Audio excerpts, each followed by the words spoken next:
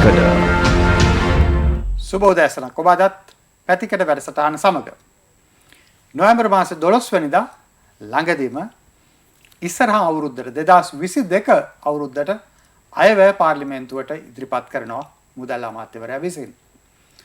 ලංකාවේ අපි අයවැය ගැන උනන්දුයි. හැබැයි පහුගිය අයවැය වලින් කියලා තියෙන දේ සිද්ධ වුණාද?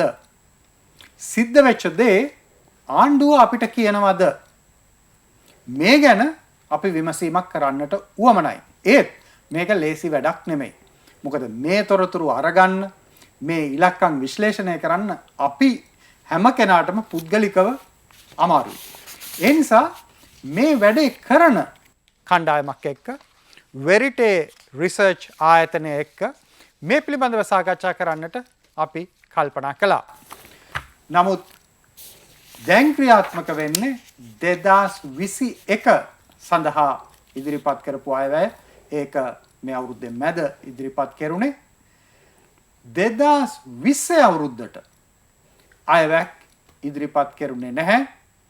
මොකද 2020 අවුරුද්දට අයවැය 2019 අග නොවැම්බර් මාසෙ ඉදිරිපත් කරන්න ඕන. ජනාධිපතිවරණයත් පාර්ලිමේන්තු මැතිවරණයත් එක්ක මේ අයවැය ඉදිරිපත් කෙරුණේ නැහැ. නමුත් මුදල් වියදම් කිරීම, ජනතාවගේ මුදල්, රටේ බදු මුදල් වියදම් කිරීම සංවර්ධනය සඳහා යෙදවීම කෙරුණා කැබිනට් තීරණ සහ ඊට කලින් අවුරුද්දේ අයවැයවල තිබිච්ච දිගු කාලීන ලොකු ව්‍යාපෘති හරහා.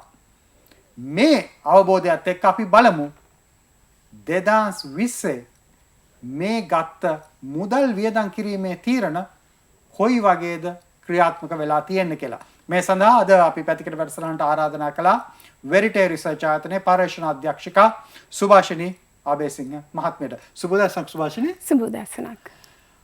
2019 අමුතු අවුරුද්දක්. සාමාන්‍යයෙන් අයවැයක් හැම අවුරුද්දේම එනවා. 2020ට 2019 අයවැයක් ගේන්න බැරි වුණා. දැන් මේ වගේ තත්වයක් එන්නේ හරි කලාතුරකින්. මේක කොහොමද මේ වගේ තත්වයන් යටතේ එතකොට මුදල් වියදම් කරන්නේ? ඔව් මං හිතන්නේ කැබිනට් මණ්ඩලය එහෙම නැත්නම් අමාත්‍ය මණ්ඩලයට විශේෂ රාජකාරියක් පැවරිලා තියෙනවා. මේ බදු මුදල් වියදම් කරන්නේ කෙසේද, කුමන ව්‍යාපෘති සඳහා, කුමන දේවල් සඳහා මේවා ක්‍රියාත්මක කරනවද කියන එක ගැන තීරණ ගන්නට. ඒක නිසාම තමයි අශෝක අපි 2020 අයවැයක් නැති වුණත් කැබිනට් තීරණ හරහා රජය විසින් ඉදිරිපත් කළ යෝජනා වලට සැලකීම ගැන ඇගීමක් කළ යුතුයි කියන තීරණයට පැමිණියේ. ඔබ දන්නවා 2021 අවුරුද්ද මේ ගෙවෙන අවුරුද්දේ අයවැය අවුරුද්ද මැදාවේ මේ අවුරුද්දේ අයවැයේ ප්‍රගතිය මේ අවුරුද්දේ අග වෙනකොට විමසන්න බෑ. එක පැත්තකින් අයවැය ක්‍රියාත්මක වෙන්නේ ජනවාරි ඉඳලා දෙසැම්බර් වෙනකන්. එතකොට මේ ක්‍රියාත්මක වෙන අවුරුද්දෙම තොරතුරු අරගෙන මේ පිළිබඳ විශ්ලේෂණය කරන එක ප්‍රායෝගික නැහැ. ඒ නිසායි 2020 මුදල් වියදම් කිරීම පිළිබඳව මේ වෙනකොට මේ අලුත් අයවැය ඉදිරිපත් වෙන මේ මොහොතේ අපි සාකච්ඡා කිරීම ප්‍රායෝගික වෙන්නේ සහ වැදගත් වෙන්නේ. කැබිනට් මණ්ඩලය 2020 අවුරුද්දේ ජනවාරි සහ ජූනි අතර කාලෙදී තීරණ 26ක් අරන් තිබුණා මුදල් වියදම් කිරීම සම්බන්ධයෙන්. ඊළඟට ප්‍රධාන යෝජනා 8ක කටයුතු කලින් අයවැය ඒවා ක්‍රියාත්මක වෙමින් තිබුණා. මේ අතර අපි අපේ සාකච්ඡාවේ පහසුවට අඳුරගත්ත ශීර්ෂ කීපයක්. එකක්, දැන් 2020 අවුරුද්දේ කැබිනට් තීරණයක් තිබුණා COVID-19 සඳහා අවශ්‍ය වෛද්‍ය උපකරණ සැපයීම සඳහා ජපන් යෙන් මිලියන් 800ක් වියදම් කරන්න. මේ කැබිනට් තීරණය කොහොමද ක්‍රියාත්මක වෙලා තිබුණේ? ඔව් මං හිතන්නේ අශෝක ප්‍රේක්ෂකයන්ට කියන එකත් වැදගත් කොහොමද අපි මේ ඇගීම කරන්නේ කියලා. එතකොට මේ ඇගීම කරන්න ඉතාමත්ම අවශ්‍ය දෙයක් තමයි තොරතුරු. අශෝක කිව්වා 2021 මේ අයවැය ක්‍රියාත්මක වෙද්දී තොරතුරු ගන්න අමාරුයි ඒ අවුරුද්දෙම. ඇත්තටම අපේ අධ්‍යයනයෙන් පෙමුණුන දේ තමයි 2020 වෙච්ච දේවල් ගැන තොරතුරු ලබා ගන්න ඊට ඒ අවුරුද්දට පහු වෙලා 2021 ඉල්ලුම්පත් ඉදිරිපත් කළාත් ඒතරම්ම පහසු දෙයක් නෙවෙයි කියන එක. එතකොට මේ COVID-19 19 සඳහා අවශ්‍ය වෛද්‍ය උපකරණ ගන්න මේ යෙන් මිලියන 800 ජපානයේ ආධාරයක් හැටියට ලැබුණේ. එතකොට මේක COVID-19 වගේ වසංගතයකට මුහුණ දීලා ඉන්න රටකට ඉතාමත්ම අවශ්‍යයි මේ වගේ විදේශ ආධාරයකට මොකද්ද උනේ? ඒ විදේශ ආධාරය කෙසේ පාවිච්චි කළාද, වියදම් කළාද කියන එක දැනගන්න. එතකොට අපි මේ තොරතුරු හොයන ක්‍රම දෙකක් තියෙනවා. එකක් තමයි අපි බලනවා මේ අදාළ ආයතන Tamanගේ වෙබ් අඩවි හරහා සිය කැමැත්තෙන් මේ දේවල් අපි කොහොමද වියදම් කළේ කියන විස්තර ලබා දීලා තියෙනවද කියලා.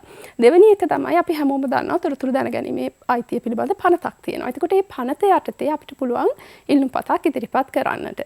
එතකොට මෙහිදී තම වැදගත් වෙන්නේ අපිට අවබෝධයක් තියෙන්නට ඕනේ මේ කාටද මේ ක්‍රියාත්මක කිරීමේ වගකීම පැවරිලා තියෙන්නේ කියලා. එතකොටම නිරායාසයෙන් අපි හඳුනාගන්නේ මේක වෛද්‍ය උපකරණ ගන්නට ඉදිරිපත් කරපු දුන්න ආධාරයක්. ඉතින් අපි තොරතුරු දැනගැනීමේ පනත යටතේ ඉල්ලුම් පතක් ගොනු කරන්නේ සෞඛ්‍ය අමාත්‍යාංශයට. මේක තේරුම් ගන්න ලේසි. අපි ඕන කෙනෙක් කොවිඩ් වලට ආධාර දුන්න ලංකාවට ජපානයෙන්. එහෙනම් ඉතින් ඕක යන්න ඕන සෞඛ්‍ය අමාත්‍යාංශයට කියන එක තේරුම් ගන්න කාටත් සරලයි. අපි කවුරුත් හිතන්නේ මේ විදිහට. ඉතින් වෙරිටේ ආයතනයත් හිතලා තියෙන විදිය බැලූ බැල්මට හරි. මොකද එහෙමනේ සෞඛ්‍ය කාරණයක් සම්බන්ධයෙන් කොවිඩ් සම්බන්ධයෙන් වියදම් කරන්න ඕන සෞඛ්‍ය අමාත්‍යාංශය තමයි. ඔව්. එතකොට සෞඛ්‍ය අමාත්‍යාංශයට අපි ඉදිරිපත් කළේ මේක ජනවාරි 29. හැබැයි මේක මාර්තු සමවෙන්න 2021 ජනවාරි 29. ඒ වෙනකොටත් මේ මුදල් ලැබුණ බව කැබිනට් තීරණය ප්‍රකාශපත් කළා. අපි 2020 ජනවාරි ජූනි අතර කාලය තුල තීරණනේ. එතකොට ජනවාරි ජූනි අතරේ තමයි මේ ආධාරය පිළිබඳව කැබිනට් එකේ කතා කළේ. එතකොට අපි තොරතුරු ඉල්ලන්නේ 2021 ජනවාරි 29. එතකොට මේ තොරතුරු ඉල්ලුම්පත මාරු කරනවා මුදල් අමාත්‍යාංශයට. මේක අපිට අදාළ නැහැ. මේක මුදල් අමාත්‍යාංශයෙන් තොරතුරු ලබා ගත යුතුයි කියලා. එතකොට මුදල් අමාත්‍යාංශය අපිට මේ මාර්තු 16 මුදල් අමාත්‍යාංශයට ගෙල්ලුම් පත ආයි අප්‍රේල් 5 වෙනකොට අපිට කියනවා මේ විදේශ සම්පත් දෙපාර්තමේන්තුව මුදල් අමාත්‍යාංශයේ ඇත්තටම මේ තොරතුරු ගන්න ඕනේ සෞඛ්‍ය අමාත්‍යාංශයෙන් කියලා. එතකොට පුරවැසියන් හැටියට මෙතන ගැටලුවක් තියෙනවා. එතකොට මේ යෙන් මිලියන 800ක ජපාන ආධාරයක් ලැබුණා. එතකොට කවුද මේ වෛද්‍ය උපකරණ ගැනීම පිළිබඳව COVID-19 සම්බන්ධයෙන් වගකීම දරන ආයතනය කියලා. ඇත්තටම මේක නිසා දැන් සෞඛ්‍ය අමාත්‍යාංශය කියන මුදල් අමාත්‍යාංශයට, මුදල් අමාත්‍යාංශය කියන සෞඛ්‍ය අමාත්‍යාංශයට උට පුරවැසියන් වශයෙන් අපි කාගෙන්ද තොරතුරු ගන්නෙ. ඇත්තටම මේ තීරණය ඇගීමට ලක් කරන්නට අවශ්‍ය තොරතුරු අවසානයේ අපිට ලැබුණේ නැහැ. මේ කිසිම තැනකින් ඔබට අවසානයේ ගන්න බැරි වුණා. ඉතින් සෞඛ්‍ය අමාත්‍යාංශය කියනවා නම් එයාලා නෙවෙයි කියලා, මුදල් අමාත්‍යාංශයත් කියනවා නම් එයාලා නෙවෙයි කියලා. ඒගොල්ලන් එකිනෙකාට ඇඟිල්ල දික් කරනවා නම් අපි කොහෙන්ද තොරතුරු ලබා ගන්නේ? මේක සුවිශේෂ තත්ත්වයක්. මොකද ආධාර ලැබෙන්නම නිශ්චිතව කොවිඩ් සඳහා අවශ්‍ය වෛද්‍ය උපකරණ මිලදී ගැනීමට. වෛද්‍ය උපකරණ මිලදී ගැනීමට ලැබිච්ච ආධාරයක් වෙන කාරණයකට පාවිච්චි කරන්නත් බෑ. එතකොට මේක බැලූ බැල්මටම සරල කාරණයක්. සුභාෂිනී දැන් පරේක්ෂකයෝ ලෙස ඔබේ ආයතනය දැන් 2000 මගේ මතක විදිහට 2017 වගේ ඉඳලා මේ අයවැය සහ රටට ලැබෙන මුදල් පිළිබඳව හොයනවා කොහොමද මේවා ක්‍රියාත්මක වෙන්නේ කියලා අධ්‍යයනය කරනවා. මේ වගේ එකක් වෙන්න පුළුවන් කොහොමද ඔබේ අත්දැකීම් එක? ඇත්තටම අවාසනාවකට වගේ අසෝක මේක නිසාම තමයි අපි මේ අයවැය පෙරොන්දු කියලා මේ අන්තර්ජාල වේදිකාවක් පටන් ගත්තේ. මොකද අපිට තේරෙන දෙයක් තමයි අසෝක මාධ්‍ය හරහා වුණත් අයවැය කතාව ඉදිරිපත් කරන අවස්ථාවේ මේ කතාවේ ඉදිරිපත් කරන යෝජනා පිළිබඳව අපි විශාල වශයෙන් සාකච්ඡා කරනවා. එතකොට මේ යෝජනා කතාවේ එන යෝජනා දිහා බලලා තමයි අපි මේ අයවැය කොතරම් සංවර්ධනයට රටේ ප්‍රශ්න විසඳන්නට සාධනීය අයවැයක්ද කියන එක තීරණය කරන්නේ අපි මේ යෝජනා දිහා බලලා. එතකොට අපි මේ අයවැය කතාව ඉදිරිපත් කරන වෙලාවේ ලොකු මාධ්‍ය සාකච්ඡාවක් තියෙනවා මේ අයවැය හොඳයිද නරකයිද. නමුත් ඇත්තටම අපි තේරුම් ගත්ත දෙයක් තමයි අයවැය හොඳයිද නරකයිද කියලා ප්‍රතිපත්ති යෝජනා දිහා බලලා පොරොන්දු දිහා බලලා විතරක් අපිට කියන්නට බෑ. ඒ පොරොන්දු ක්‍රියාත්මක වෙන ආකාරය අනුව තමයි මේ අයවැයක හොඳ නරක ඇත්තටම රටකට දැනෙන්නේ. ඉතින් අපි හිතුවා අපි කවදාවත් අහලා නැහැ ඊගාව අවුරුද්දේ අයවැය කතාව ඉදිරිපත් කරද්දීවත් රජය විසින් කියන්නේත් නැහැ පහුගිය අයවැය කතාවේ යෝජනාවලට මොකද වුණේ කියලා. එතකොට අපිට ඒක නිසාම අපි හිතුවනේ අයවැයක වටිනාකම තියෙන්නේ අයවැය ක්‍රියාත්මක වෙනවද නැද්ද? දැන් අශෝක කිව්වා විශ්වාසනීයත්වය. ඇත්තටම ජනතාව තුළ අයවැයක පිළිබඳව තියෙන විශ්වාසනීයත්වය ඉතා විශාල වශයෙන් කඩාවැටීමකට ලක් වෙලා තියෙනවා. ඒකට ප්‍රධාන හේතුව තමයි මේ ක්‍රියාත්මක කිරීමේ දුර්වලතා. ඉතින් අපි 2017 ඉඳලා පටන් ගත්තාම දැන් අශෝක ඇහුවනේ තොරතුරු ගන්න කොච්චර ලේසිද කියලා. ඇත්තටම අපිට තේරුණ දේ තමයි වසරින් වසර තොරතුරු අපිට ලබා ගැනීමේ හැකියාව එන්න අඩු වෙලා තියෙනවා. උදාහරණයක් වශයෙන් 2017 අශෝක අපි අයවැය කතාවේ යෝජනා තෝරාගත්තේ යෝජනා වලින් 11%ක් විතරයි අපිට මේ තොරතුරු හෙළිදරව් නොකිරීම නිසා. හෙළිදරව් නොකිරීම දෙආකාරයකට වෙන්න පුළුවන්. එකක් තමයි සම්පූර්ණයෙන්ම ප්‍රතික්ෂේප කරනවා දෙන්නේ නැහැ. සමහර ආයතන දෙනවා හැබැයි ඒවා වැඩක් නැහැ. ඒවා ප්‍රමාණවත් නැහැ ප්‍රගතිය අග යන්න. එතකොට 2017 11යි 2018 වෙනකොට මේක 26ක් වුණා. 2019 වෙනකොට මේක 41ක් වුණා. 2020 67ක්. එන්න තොරතුරු සැඟවීම තහවුරු වෙනවා. දැන් 2015 ලංකාව හඳුන්වලා දෙන තොරතුරු දැනගැනීමේ පනතත් එක්ක ඒ සංවාදයේදී කියුනේ දැන් බය වෙන්න දෙයක් නැහැ. තොරතුරු ගන්න පුළුවන්. තොරතුරු අපි ඉල්ලන්න ඕනෙත් නැහැ. ප්‍රගාමීව ඒ රාජ්‍ය ආයතන තමන්ගේ වෙබ් අඩවියේ තොරතුරු අපි ඉල්ලන්නෙත් නැතුව දාන්න එක තමයි ඔවුන්ගේ කාර්යභාරය කියලායි තොරතුරු දැනගැනීමේ පනතේ ඒ නීතියේ තියෙන්නේ. නමුත් දැන් සුභාෂිනී කියන විදිහට එන්න ලංකාවේ මූල්‍ය තත්ත්වය පිළිබඳව අයවැය සම්බන්ධයෙන් ක්‍රියාත්මක කිරීම සම්බන්ධයෙන් තොරතුරු ගැනීම ක්‍රමයෙන් සීමා වෙමිනුයි යන්නේ. දැන් සුභාෂිනී මේක අපි අනිත් පැත්තෙන් බලමු. මොකද දැන් මේ අයවැයක් එන වෙලාවක් නේ. දැන් මේ නොවැම්බර් මාසේ 12 වෙනිදා වෙනකොට අයවැයක් එනවා. අලුත් අයවැයක් එනවා. ඔබ කිව්වා වගේ මේක ගැන ලොකු ආලෝලනයක් ඇති වෙනවා, ලොකු සාකච්ඡාවක් ඇති වෙනවා. සාමාන්‍ය කෙනෙක් තමන්ගේ ශාස්ත්‍රය පිළිබඳව උනන්දු වෙනවා. පඩි වැඩි වුණාද, බඩු මිල අඩු වුණාද, බදු කොයි වගේද වැටුප් වලින්. දැන් ඒ වගේ කෙනෙක් කොහොමද ඔබේ මේ රැස් කරලා තියෙන තොරතුරු වලින් ප්‍රයෝජන ගන්න? ඔව් ඒක හොඳ ප්‍රශ්නයක් අශෝක. මොකද අපේ බලාපොරොත්තුවත් සමාජයේ මේ පිළිබඳව සංවාදයක් ඇති කිරීම. මොකද අපි කියන්නේ ජනතාව විසින් පත් කර ජනතා නියෝජිතයන්ගේ they must hold them accountable. මේගොල්ලන්ගේ වගවීම ගැන ජනතාව ප්‍රශ්න කරන්නට ඕනේ. ඉතින් මේ ප්‍රශ්න කිරීම ඇති වෙන්නේ ජනතා සංවාදයක් තුළින්. එතකොට අපිටත් අවශ්‍ය වුණේ අපි මේ හැමදාම අයවැය කතාව ගැන පමණක් කරන කතාව පොඩ්ඩක් වෙනස් කරලා ඒ අයවැය කතාව ඉදිරිපත් වෙන අවස්ථාවේ පෙර අයවැය සහ පෙර රජය කළ යෝජනා පිළිබඳව පසු විපරමා කිරීම ඉතා අවශ්‍යයි කියන යෝජනාව. එතකොට අපේ මේ තොරතුරු ඇත්තටම ඕන කෙනෙකුට publicfinance.lk කියලා අපේ වෙබ් අඩවියක් තියෙනවා. ඒ වෙබ් අඩවියේ මේ budget promises කියලා 2017 සිටම 2020 වෙනකන් අපි ඒ ඇගීමට ලක් කළ සෑම යෝජනාවක් පිළිබඳව තොරතුරු තියෙනවා. එතකොට අපි ඒ ඇගීමට ලක් කර ආකාරය, ඒ අදාළ අපි පාවිච්චි කරපු ඩොකියුමන්ට්ස් ඒ හැමදේම අනික තමයි අසක අපි ඉතාමත්ම නම්‍යශීලී පිළිවෙතක් තමයි මේක අගීමේදී අනුගමනය කරන. අපිට එකම දේ ඕනේ රාජ්‍ය ආයතනය කිව්වොත් ලියුමක් දීලා ඒගොල්ලන්ගේ ඔෆිෂියල් ලෙටර් හෙඩ් එක අපි මේක ක්‍රියාත්මක කළා කියලා අපි ප්‍රශ්න කරන්නේ. අපි පිළිගන්නවා. මොකද අපි හිතනවා රාජ්‍ය ආයතනයක් තමන්ගේ ලෙටර් හෙඩ් එක සීනියර් ඔෆිසර් කෙනෙක් අස්සම් කරලා දෙනවා නම් අපි ඔවුන්ව විශ්වාස කළ යුතුයි කියන තැන ඉඳගෙන තමයි අපි මේ අධ්‍යයනය කරන්නේ ඇත්තටම.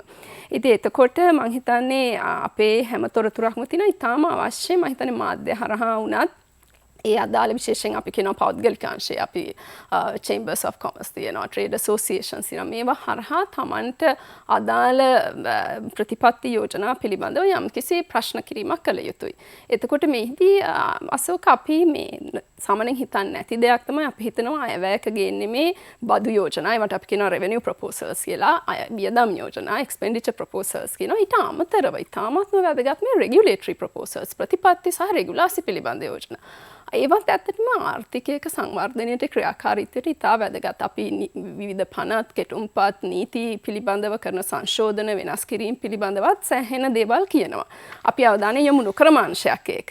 මම හිතන්නේ අපි 2019 ඉඳලා ඒ පිළිබඳවත් අවධානය යොමු කරලා තියෙනවා. මෙහිදී අපි කොහොමද කම්කරු නීති පනත් වෙනස් කරන්නේ විශේෂයෙන්. එතකොට අපි දන්නවා වතුකරේ ජනතාවගේ වේතන පිළිබඳව දුන්න පොරොන්දුවේ අදාළ වූ ප්‍රතිපත්ති තීරණ පිළිබඳවත් මේ අයවැය සහ කැබිනට් තීරණ වලින් කියනවා.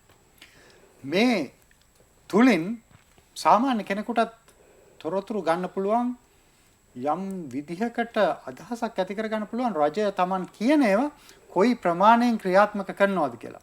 අපි නිතර අහන දෙයක් තමයි අවුරුද්දෙන් අවුරුද්ද ආණ්ඩුව විවිධ පාර්ශවවලට ගෙවන්න තියෙන දේවල්.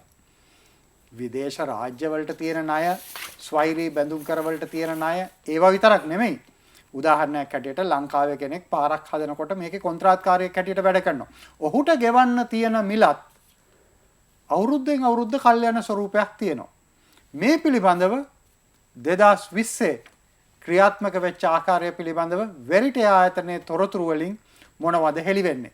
මේ පිළිබඳව අපි සාකච්ඡා කරමු විරාමයෙන් අනතුරු. ඇතිකඩ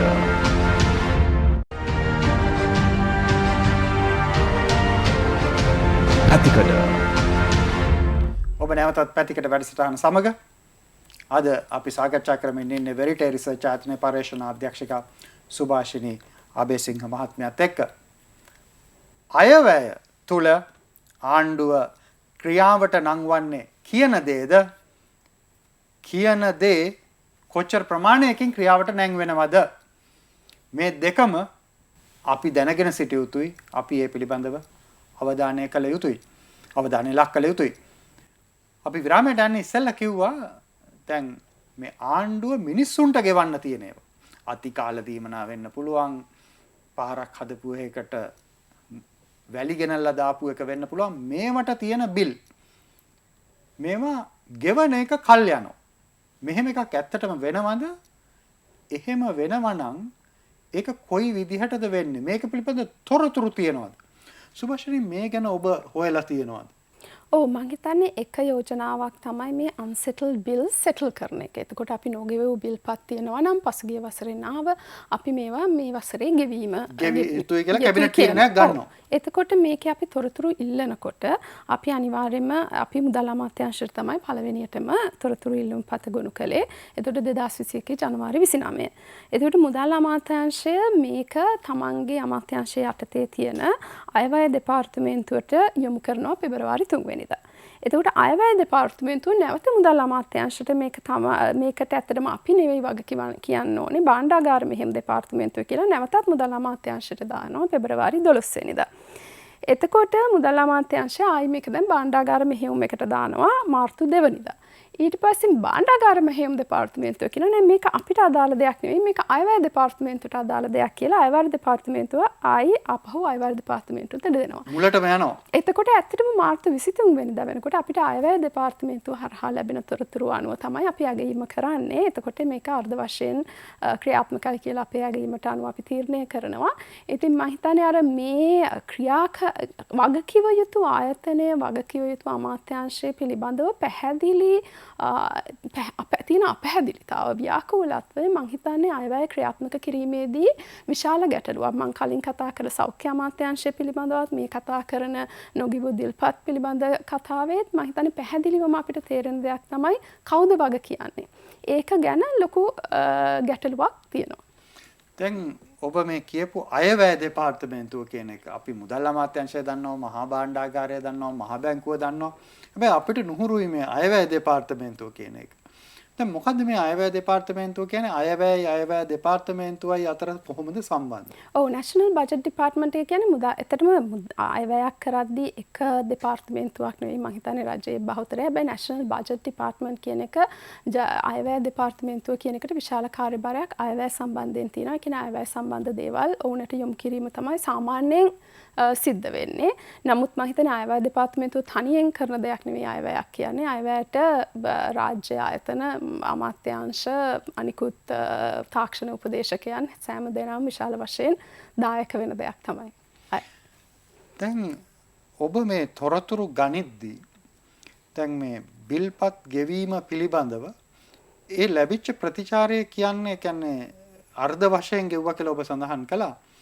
දැන් ඒ පිළිබඳව ප්‍රගතිය බැලුවොත් ඒ කියන්නේ ඇත්තටම කොයි මට්ටමටද ගිහිල්ලා තියෙන එක බැලුවොත් කොහොමද තොරතුරු? ඔව් මට ඒකට ටිකක් වෙලාව ඕනේ වෙයි කියන්න. මොකද අර්ධ වශයෙන් සාමාන්‍යයෙන් අපි අර්ධ වශයෙන් කියන්නේ අපේ වර්ගීකරණය කිරීමක් තියෙනවානේ. අපි දැන් අයවැය තොරතුරු අනුව අපි වර්ග කරනවා මේක දුර්වල ක්‍රියාත්මක වීමක්ද අර්ථ වශයෙන්ද සැලකිය යුතු මට්ටමකින් ක්‍රියාත්මක වෙනවද සම්පූර්ණයෙන් ක්‍රියාත්මක ඒ වෙනවද? කියන්නේ අයවැය යෝජනාවක් ගත්තොත් මේ අයවැය යෝජනාව කොයි මට්ටමෙන්ද ක්‍රියාත්මක වෙන්නේ කියලා මේ මට්ටම් 4කට තියෙනවා. ඔව්. එතකොට ඒ වගේම අපි කියනවා මේක හෙළිදරව් කරලා නැහැයි කියලාත් ඒ වගේම අතහැරලා දාලා තියෙනවා. ඒ කියන්නේ අවුරුද්ද කරාලම නැහැ.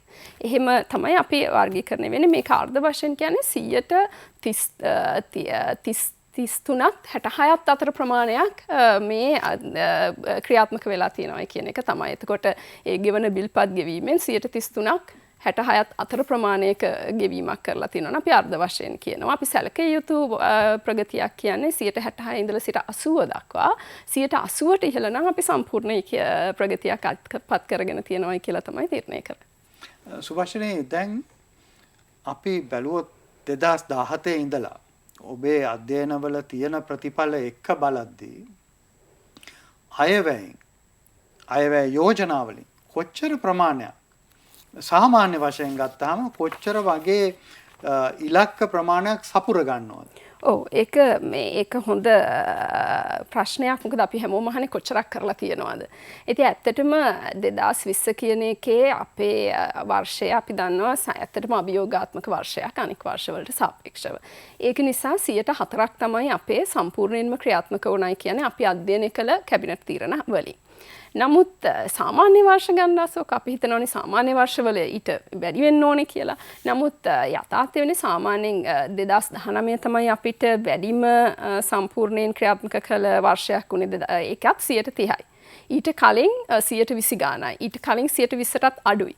ඉතින් ඒ කියන්නේ සම්පූර්ණයෙන් ක්‍රියාත්මක වෙන අයවැය ප්‍රතිශතය සාමාන්‍යයෙන් අපිට කියන්න පුළුවන් 125ක් 30ක් වගේ අතර තමයි තියෙන්නේ කියලා. ඒ කියන්නේ මේ මහේශාක්‍ය ලීලාවෙන් ඉදිරිපත් කෙරුණට මේ වාර්තා විශාල ආලෝලනයක් ඇති කරාට දේශපාලන පිටියේ අන්තිමට නටපු නැටුමක් නැති ගානයි මේ විදියට බලද්දි.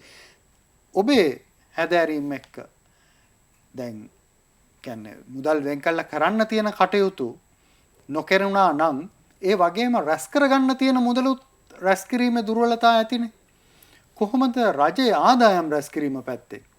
ඔව් මම හිතන්නේ අපේ විශේෂයෙන් 2020 ගත්තොත් මම හිතන්නේ වියදම් යෝජනා ක්‍රියාත්මක කිරීමට තිබුණු විශාලම අභියෝගය තමයි රාජ්‍ය ආදායම විශාල වශයෙන් කඩා වැටීම. හැබැයි අපි සාමාන්‍ය වසරක් ගත්තත් සාමාන්‍යයෙන් රජය අපේක්ෂිත කරන ආදායමට වඩා අඩු ආදායමක් තමයි රජයට සෑම වසරකම ලැබෙන්නේ. ඒ වගේම බොහෝ වසරවල අපේක්ෂිත වියදමට වඩා වැඩි වියදම් කරනවා. විශේෂයෙන් ඡන්ද වගේ තියෙන වසරවල අපේක්ෂිත වියදමට වඩා විශාල වශයෙන් වැඩියෙන් වියදම් කරනවා.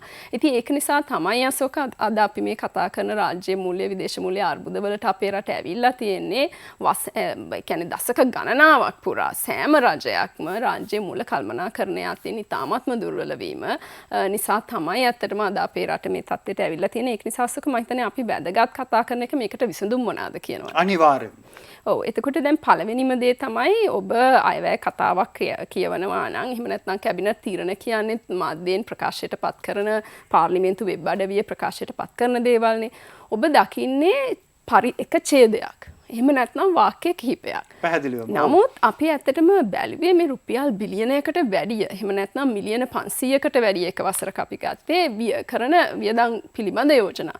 එතකොට මේ වගේ යෝජනාවක් වාක්‍ය දෙකකින් පරිච්ඡේදයකින් යෝජනාව එතන කතාවේ සඳහන් කළාට ඊට වැඩිය දෙයක් මේ යෝජනාව පිටිපස්සේ තියෙන්නට ඕනේ. අන්න එහෙම දෙයක් නැතිකම. ඒ කියන්නේ දත්ත විශ්ලේෂණ සැලැස්ම මේක කරන්න පුළුවන්ද බැරිද මොන අවශ්‍ය සම්පත් කොපමණද කොතරම් කාලයක් යනවද ඒ පිළිබඳ අඩුම ගානේ අපි කියන්නේ පිටු දෙකක අධ්‍යයනයක් මේ ලොකු රිපෝට් එකක් නේ අඩුම ගානේ කැබිනට් යෝජනාවක් ගේනකොට කැබිනට් යෝජනාවක් වගේම අයවැය යෝජනාවක් ඒක අයවැය සඳහන් නොවුනත් අපිට පුළුවන් වෙන්න ඕනේ මේ යෝජනාව පිටිපස්සේ යම්කිසි thinking process එකක් මීට වැඩිය හොඳට හිතලා තියෙනවා සැලසුමක් තියෙනවා දත්ත විශ්ලේෂණ අධ්‍යයනය කරලා තියෙනවා ගැටලු හඳුනාගෙන තියෙනවා ඒ පිළිබඳ දල අදහසක් තියෙන්නට ඕනේ නමුත් අපි තේරුම් ගන්න දෙයක් තමයි එකක් මේ යෝජනා අසාර්ථක වෙන්න ඒක යෝජනාව ඉදිරිපත් කළාට පස්සේ තමයි අපි හිතන්නේ සැලසුම ගැන ඊට පස්සේ තමයි අපි බලන්නේ මේක කරන්න පුළුවන්ද බැරිද කියන එක අන්න එතන තමයි අපිට තියෙන එක ගැටලුවක් මම හිතන්නේ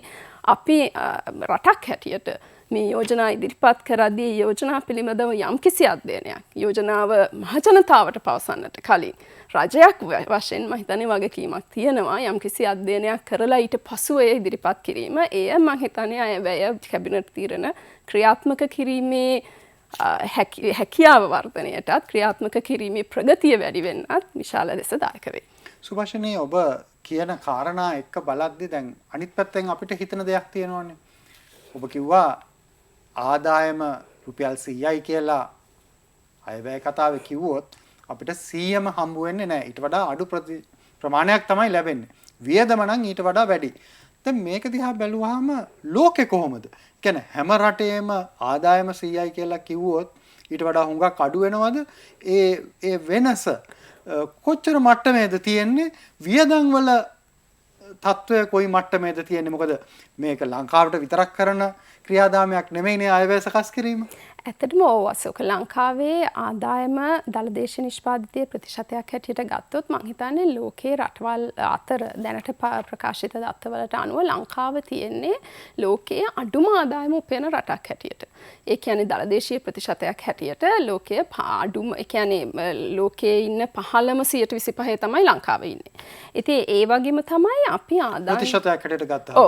ඔව් රටවල් එක. මොකද ඊගාවට අනික තමයි අපි ආදායම සහ වියදම පරතරය ගත්තහම අපි ආර්ථික විද්‍යාඥයන් හැටියට කියන දෙයක් තමයි මේක ආදායමට වඩා වියදම වැඩි වුණාට කමක් නැහැ. නමුත් මේක අඩු මට්ටමකින් තියාගන්න ඕනේ. සාමාන්‍යයෙන් ගොඩක් වෙලාවට සෑම රටක්ම උනන්දු කරන්නේ දළදේශීය නිෂ්පාදිතයෙන් 5%කට වඩා අඩු මට්ටමක අයවැය පරතරයක් තියෙනවා නම් මේක ණය හරහා විශේෂයෙන් අපි මේවා ආයෝජන ඒ වගේ දේවල් සඳහා යොදවන මුදල් නම් ඒ පරතරය පියවා ගන්නට පුළුවන්. නමුත් මේ 105ට වඩා වැඩි සහ විශේෂයෙන් දැන් මේ වසර ගිය වසර වගේ 10%ට වඩා අපි කියනවට ඩබල් ඩිජිට් ඩෙෆිසිට්ස් කියලා ඒ වගේ ලෙවල් එකට එනකොට අපේ අර ණය ප්‍රමාණය ඉතා විශාල වශයෙන් වැඩි වෙනවා. ඒක ගැටලු සහගත තත්ත්වයක්. ලංකාවේ ප්‍රශ්නය අනික් රටවල් එක්ක සාපේක්ෂව මම හිතන්නේ මේ විශාල අයවැය පරතරයන් වසර ගණනාවක් පුරා දිගටම ගෙන ඒම අපේ රටේ රාජ්‍ය මූල්‍ය කළමනාකරණයේ ප්‍රධාන ගැටලුවක්. සුභාෂිනී ඔබ කිව්වා අර අපිට ලැබිච්ච සෞඛ්‍ය උපකරණ ගන්න ජපානයෙන් ලැබිච්ච මුදල ගැන තොරතුරු ගන්න බැරි වුණා කියලා. දැන් මේ වගේ දැන් රජය ප්‍රකාශයට පත් කරලා තියෙනවා ජපානයේ පැත්තෙනුත් ප්‍රකාශයට පත් වෙච්ච බව මගේ මතකයේ තියෙනවා මේ මුදල ලංකාවට දෙනවා කියලා. මේ වගේ එකක මේ රාජ්‍ය ආයතන වලින් විමසලා මේ තොරතුරු ගන්න බැරි වුණොත් අපිට ගන්න වෙන විකල්ප යාන්ත්‍රණයක් තියෙනවද? එතකොට සමහර ෆන්ඩිං ඒජන්සි සමහර විදේශ ණය සහ සම්පත් ලබා දෙන ආයතන ඒගොල්ලන්ගේ ආයතනවල තියෙනවා මේ ට්‍රාන්ස්පරන්සි රික්වයර්මන්ට් එක විනිවිදභාවය ඩිස්ක්ලෝෂර් රික්වයර්මන්ට් එකක්. උදාහරණයක් විදිහට අසක අපි එක සැරයක් අධ්‍යයනය කළා මේ ලංකාව යටිතල පහසුකම් සංවර්ධනය සඳහා විදේශයන්හින් ගත්ත ණය. එතකොට මේ ණය දෙන ආයතන බහුතරයක් තියෙනවා. එතකොට ලෝක බැංකුවෙන් අපි ණය ගන්නවා, ආසියානු සංවර්ධන බැංකුවෙන් ගන්නවා, ජයිකා එකෙන් ගන්නවා, ජපාන සංවර්ධන ආයතනයෙන් ගන්නවා. එතකොට චීනයේ එක්සිම් බැංකුවෙන්, ඉන්දියාවේ එක්සිම් බැංකුවෙන්. එතකොට අපි තේරුම් ගත්ත දෙයක් තමයි ඇතැම් ආයතන. දැන් ADB එකෙන්, World Bank එකෙන්, ජයිකා එකෙන් ගත්තාම ඇත්තටම ඒගොල්ලන්ගේ වෙබ් අඩවිවල මේ තොරතුරු ඒගොල්ලන් ප්‍රකාශයට පත් කරනවා. මොකද විශේෂයෙන් ජයිකා එක ගත්තොත් මම හිතන්නේ ජපානයේ බදු ජනතාව ගෙවන බදු වලින් තමයි ජයිකා එක මේ වියදම් කරන්නේ. එතකොට එතනත් ඒගොල්ලන්ගේ පැත්තෙන් වගකීමක් තියෙනවා මේක විනිවිදභාවයකින් නැතුව භාවිතා කරන්න. ඒක නිසා අපි සමහර වෙලාවලට නමුත් සෑම ආයතනයක් මෙහෙම නෑ. එක්සිම් චයිනා එක ගත්තොත් චයිනා එක්සිම් එකත් ඉන්දියාවේ එක්සිම් එකෙත් එහෙම තොරතුරු ප්‍රකාශයට පත් කිරීමක් නැහැ. එතකොට අපිට මං හිතන්නේ විකල්පය තමයි ඒ ආයතනවල වෙබ් අඩවි හරහා තොරතුරු ලබා ගැනීම. සුභාෂිනී බෙහෙවින්ම ස්තුතියි අද පැතිකඩ සංවාදයට එක් වුණාට. බොහොම ස්තුතියි ආරාධනා කළාට.